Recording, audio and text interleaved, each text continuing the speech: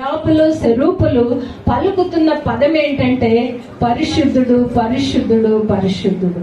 మన యొక్క ఈ పెదవుల చేత ఆ మాట పలకడము అసాధ్యమేమో, కానీ దినదినము మనం ఎప్పుడైతే ఆ దేవాది దేవుణ్ణి పరిశుద్ధుడుగా పూజిస్తామో గణపరుస్తామో ఆ పరిశుద్ధుడు నా ఇంట ఉంటాడు, ఆ పరిశుద్ధుడు నీ ఇంట ఉంటాడు. ఆ ఇల్లు స్వర్గముగా మారుతుంది. హల్లెలూయా. కనుక పరలోకపు తండ్రిని మీరు పట్టుకొనండి. పరలోకపు తండ్రిని పట్టుకుంటే ఏ శ్రమ వచ్చినా, ఏ కష్టం వచ్చినా, ఏ నష్టం వచ్చినా తండ్రి సన్నిధిలో నెమ్మది దొరుకుతుంది.